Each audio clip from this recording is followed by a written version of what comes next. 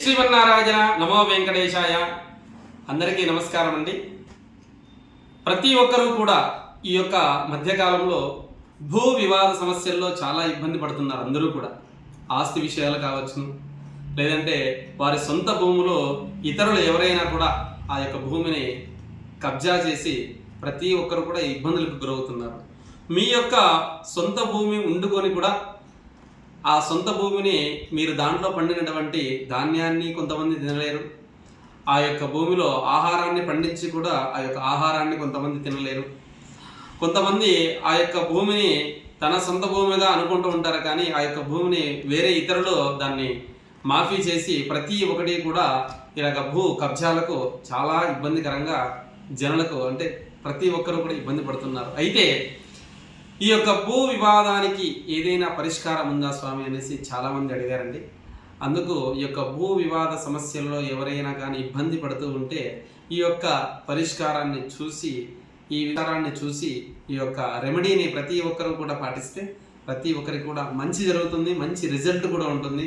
మీ యొక్క సొంత భూములు ఎవరైనా కానీ దోపిడీదారులకు గురైనటువంటిది ఏమైనా కలిగి ఉంటే ప్రతి ఒక్కరూ కూడా ఈ యొక్క చెప్పినటువంటి ఈ యొక్క రెమెడీని చేసుకోండి, తప్పకుండా మంచి పరిష్కారం లభిస్తుంది.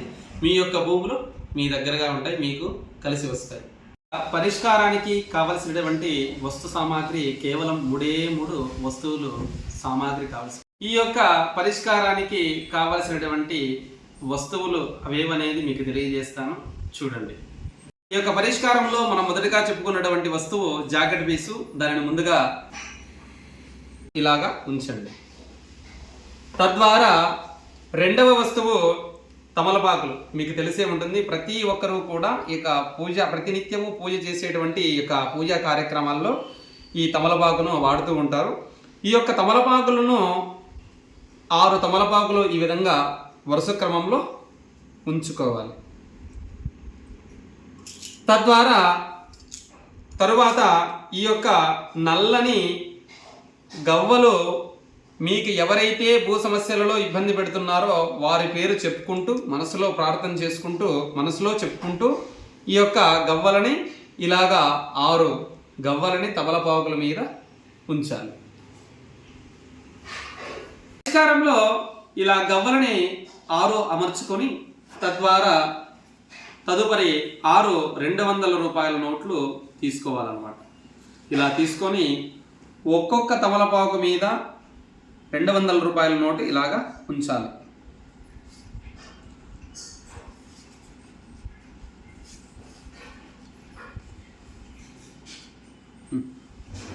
తర్వాత ఇంటిలో మీరు రోజు ప్రతినిత్యం వాడేటువంటి పూజా మందిరంలో ఉన్నటువంటి పసుపును తీసుకొని పసుపు ఇలాగా కొంచెం పసుపును ఆ యొక్క తమలపాకు మీద, ఆ యొక్క గవ్వల మీద, అన్నిటి మీద ఇలాగా పసుపును వేయండి. తర్వాత ఇలా కుంకుమను తీసుకొని కుంకుమను కూడా ఇలాగా ప్రతి ఒక్క తమలపాకు మీద నోటు మీద వేసి తర్వాత మీ యొక్క ఇష్టదైవాన్ని ప్రార్థన చేసుకోండి. అలాగే మీకు ఎవరైతే ఇబ్బంది కలిగిస్తున్నారో వారి యొక్క పేర్లను మనసులో తలుచుకొని, అలాగే మీ ఇష్టదైవాన్ని కూడా మనసులో తలుచుకొని ఒక 2 సెకండ్ల పాటు మీకు ఏమి కావాలో, మీ యొక్క సంకల్పం ఏముందో అది ఒక్కసారి మనసులో తలుచుకోండి.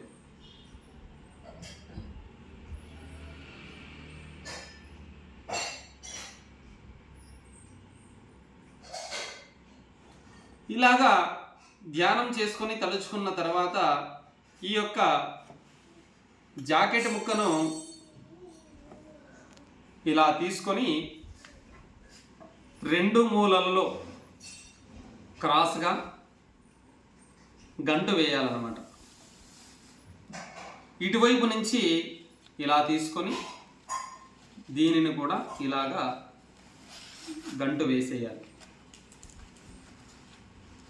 ఇలాగా గంటు వేసినటువంటి ఈ యొక్క పరిష్కారానికి సంబంధించినటువంటి ఈ యొక్క జాకెట్ ముక్కను, అలాగే అందులో ఉన్నటువంటి తమలపాకు, గవ్వలు, 200 రూపాయల నోట్లు 6 ఇవన్నీ కూడా ప్రతినిత్యము మీరు పూజ చేస్తున్నటువంటి పూజా మందిరంలో 3 రోజులు ఉంచి తరువాత ఈ యొక్క పరిష్కారానికి సంబంధించినటువంటి ఈ రెమెడీ మీకు దగ్గరలో ఉన్నటువంటి దేవాలయానికి తీసుకువెళ్ళి అక్కడ ఈ యొక్క అర్చక స్వాముల వారికి ఈ యొక్క జాకెట్ ముక్కను ఇచ్చి అర్చన చేయించుకొని సంకల్పాన్ని చెప్పుకొని స్వామి యొక్క పాదాల దగ్గర ఈ యొక్క రెమెడీని ఉంచి తరువాత మీరు హారతి తీర్థము తీసుకున్న తర్వాత తిరిగి అర్చక స్వాములని మీరు అడగండి, స్వామి మేము ఇచ్చినటువంటి ఆ యొక్క ఎర్రని జాకెట్ ముక్క ఆ యొక్క పదార్థాన్ని మాకు ఇవ్వండి స్వామి అనేసి తీసుకొని ఈ యొక్క జాకెట్ ముక్కను జాగ్రత్తగా మరీ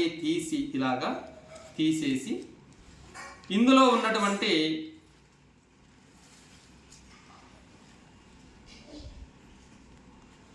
3 గవ్వలు అలాగే 3 200 రూపాయల నోట్లు, 3 తమలపాకులు ఇలా తీసుకొని మొదటిగా మీరు ఏ దైవానికైతే మీరు సంకల్పంలో చెప్పుకొని ఉన్నారో మీ యొక్క పరిష్కారానికి ఏ భగవంతుడైతే మిమ్మల్ని అనుగ్రహిస్తాడో ఆ యొక్క భగవంతుని మనసులో ఒకసారి చెప్పుకుంటూ ఈ యొక్క 3 పదార్థాలను ఈ యొక్క 3 వస్తువులను కుండీలో వేసేయాలి. తర్వాత ఉన్నటువంటి 3 తమలపాకులు అలాగే 3 ఈ గవ్వలను తీసుకొని 3 200 రూపాయల నోట్లు తీసుకొని ఆ యొక్క మీరు ఏ దేవస్థానంలో అయితే అర్చన చేయించుకున్నారో ఆ యొక్క అర్చక స్వాముల వారికి ఈ యొక్క 3 తాంబూలాలు, ఈ యొక్క 3 200 రూపాయల నోట్లు, 3 నల్లని గవ్వలు వారికి దానంగా ఇచ్చేయండి. ఎవరైతే భక్తి శ్రద్ధతో ఇది ఎప్పుడు చేయాలి అని అంటే ఇది తలంటూ స్నానాన్ని ఆచరించి మంగళవారం రోజున ఎవరైతే భక్తి శ్రద్ధలతో ఈ యొక్క రెమెడీని చూసి తెలుసుకొని ఈ యొక్క రెమెడీని చేస్తారో వారికి తప్పనిసరిగా శీఘ్రంగా తొందరగా మీ యొక్క భూ సమస్యల నుంచి మీరు బయటికి వస్తారు. మీకు ఎవరైతే భూ సమస్యల నుంచి ఇబ్బంది పెడుతున్నారో వారందరూ కూడా మీకు చాలా దూరం అవుతారు. దాంతో మీకు మంచి అనుగ్రహాన్ని ప్రసాదిస్తాడు. ఎవరైనా కూడా ఈ యొక్క భూ సమస్యల ద్వారా ఇబ్బంది పడుతున్న వారు ప్రతి ఒక్కరూ కూడా ఈ యొక్క రెమెడీని తెలుసుకోండి, చూడండి. ప్రతి ఒక్కరూ కూడా ఈ యొక్క రెమెడీని పాటించండి, మంచి అనుగ్రహాన్ని పొందండి. శుభం భూయాత్, అందరికీ మంచిది. ఆ యొక్క శ్రీనివాసన అనుగ్రహం మీకు అందరికీ ఉండాలని కోరుకుంటున్నాను. శుభం భూయాత్.